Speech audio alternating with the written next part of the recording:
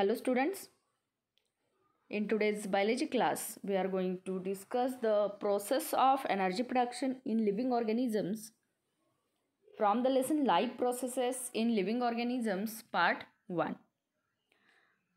Previous class में हमने steps पढ़े एरोबिक रेस्पिरेशन के 3 steps glycolysis, TCA cycle and electron transport chain reaction. तो ये 3 प्रोसेसेस जिससे एनर्जी का प्रोडक्शन होता है और जो एनर्जी स्टोर की जाती है ATP में, जो कि हम उसको एनर्जी करेंसी कहते हैं। तो उसमें जो फॉस्फेट ग्रुप्स है इनमें जो बॉन्ड प्रेजेंट होता है उसको ब्रेक करके कैसे एनर्जी हम यूटिलाइज कर सकते हैं, ये हमने डिस्कस किया है। तो इस क्लास में हम देखेंगे कि जो aerobic respiration and anaerobic respiration होता है तो इसमें कौन कौन से प्रोडक्ट का फॉर्मेशन होता है। तो ये जो रेस्पिरेशन है ये कैटाबोलिक पाथवे हम इसको कह सकते हैं, क्योंकि यहाँ पे ब्रेकडाउन होता है। तो जो रेस्पिरेशन की प्रोसेस है ये जहाँ पे cellular respiration and body level respiration, ऐसे हमने 2 इसके टाइप्स पढ़े हैं। तो यहाँ पे जो ग्लूकोज का ब्रेकडाउन होता है ग्लाइकोलिसिस की प्रोसेस से और पायरुवेट के मॉलिक्यूल्स का फॉर्मेशन होता है। जब पायरुवेट का मॉलिक्यूल जो है वो कन्वर्ट होता है एसिटिल कोएंजाइम ए के मॉलिक्यूल में, तब वो एंट्री करता है सेल के माइटोकॉन्ड्रिया में। तो यहाँ पे एसिटिल कोएंजाइम ए जो है वो सेल के माइटोकॉन्ड्रिया में एंट्री करेगा और वहाँ पे परफॉर्म की जाती है क्रेब्स साइकिल। और एंड में इलेक्ट्रॉन ट्रांसपोर्ट चेन रिएक्शन से ATP का फॉर्मेशन होता है फ्रॉम NADH2 एंड FADH2। तो ये प्रोसेस हमने पहले डिस्कस की है। ये है एरोबिक रेस्पिरेशन। अब हम बात करते हैं एनारोबिक रेस्पिरेशन की, जहाँ पे विदाउट ऑक्सीजन यानी कि in absence of oxygen respiration किया जाता है। तो इस प्रोसेस में आफ्टर ग्लाइकोलिसिस आता है फर्मेंटेशन। तो यहाँ पे लैक्टिक एसिड और अल्कोहल एंड कार्बन डाइऑक्साइड ऐसे प्रोडक्ट यहाँ पे दिखाए हैं। तो इसमें जो ग्लूकोज है इस ग्लूकोज का इनकम्प्लीट ऑक्सीडेशन होता है। यहाँ पे क्या होता है, ये प्रोडक्ट फॉर्म हो रहे हैं, इसका मतलब क्या है, अल्कोहल एंड लैक्टिक एसिड का फॉर्मेशन हो रहा है।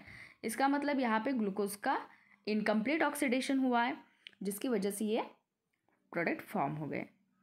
तो इस प्रोसेस में जैसे कि लैक्टिक एसिड का प्रोडक्शन होता है मसल सेल्स एंड इरिथ्रोसाइट्स में, वैसे अल्कोहल जहाँ पे हम ईस्ट के स्पेसिस को यूज़ करते हैं फर्मेंटेशन के लिए, तो वहाँ पे अल्कोहल का प्रोडक्शन होता है।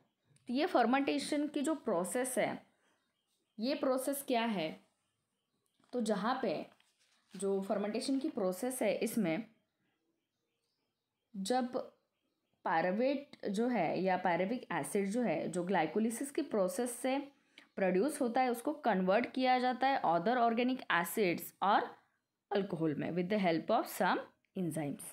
तो इस प्रोसेस को कहते हैं फर्मेंटेशन की प्रोसेस। तो ये मैंने जस्ट आपको एरोबिक एनारोबिक रेस्पिरेशन की जो प्रोसेस है ये समझाने के लिए ये यहाँ पे चार्ट लिया है। अब हम देखते हैं the process of energy production through aerobic respiration of carbohydrates, proteins and fats. अब यहाँ पे कार्बोहाइड्रेट्स के साथ हम प्रोटीन और फैट्स का भी ब्रेक डाउन करके कैसे एनर्जी को प्रोड्यूस कर सकते हैं एरोबिकली, ये हम देखने वाले हैं। तो इन केस जहाँ पे इनसफिशिएंट अमाउंट होती है कार्बोहाइड्रेट्स की हमारे बॉडी में due to exceptional conditions like fasting and hunger, तो यहाँ पे लिपिड्स एंड प्रोटीन्स को यूज़ किया जाता है एनर्जी प्रोडक्शन के लिए। तो जो लिपिड्स है वो कन्वर्ट किए जाते हैं फैटी एसिड्स में, और जो प्रोटीन्स है इनको कन्वर्ट किया जाता है अमीनो एसिड्स में। तो यहाँ पे मैंने चार्ट लिया है जहाँ पे कुछ मैंने फूड के ऐसे सोर्सेज दिखाए हैं जिसमें से हमें कार्बोहाइड्रेट, लिपिड एंड फैट्स मिलते हैं।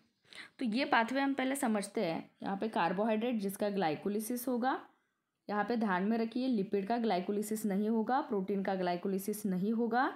ग्लाइकोलिसिस यानी कि ब्रेकडाउन ऑफ ग्लूकोज, जो कि कार्बोहाइड्रेट का एक सिंपल शुगर कार्बोहाइड्रेट में से जो कि ग्लूकोज है, इसका ग्लाइकोलिसिस होगा। लिपिड को कन्वर्ट किया जाएगा फैटी एसिड में और उसका कन्वर्जन होगा एसिटिल कोएंजाइम ए में। वैसे प्रोटीन जो है वो अमीनो एसिड की चेन से बना है, तो प्रोटीन को ब्रेक करके हमें अमीनो एसिड मिलेंगे, उसको कन्वर्ट किया जाएगा एसिटिल कोएंजाइम ए में, और फाइनली ये एंटर करेगा क्रेब्स साइकिल में। इसके बाद carbon dioxide, water and energy का फॉर्मेशन होगा। तो ये है प्रोसेस ऑफ एनर्जी प्रोडक्शन, जहाँ पे ऑक्सीजन को यूज़ किया जाता है।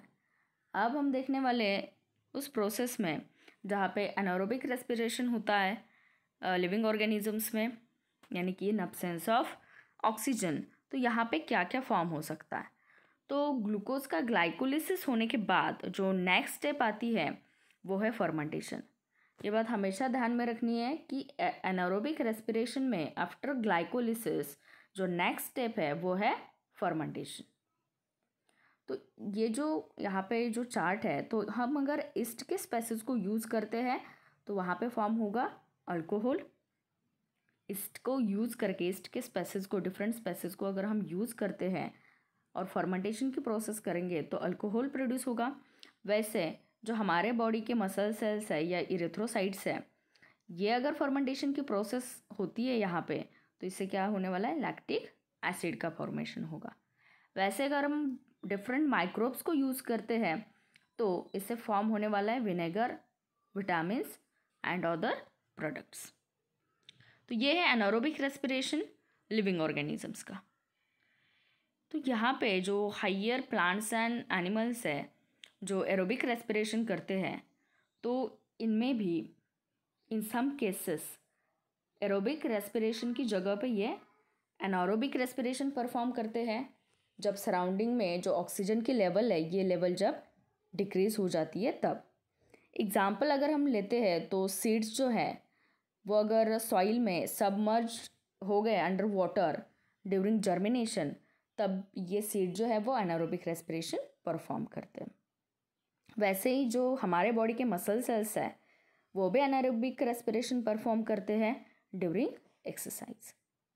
तो इसकी वजह से वो लेस अमाउंट में एनर्जी का प्रोडक्शन होता है, और जिसकी वजह से हमारे बॉडी में लैक्टिक एसिड जो है उसका एक्यूमुलेशन होता है और हम टायर्ड फील करते हैं।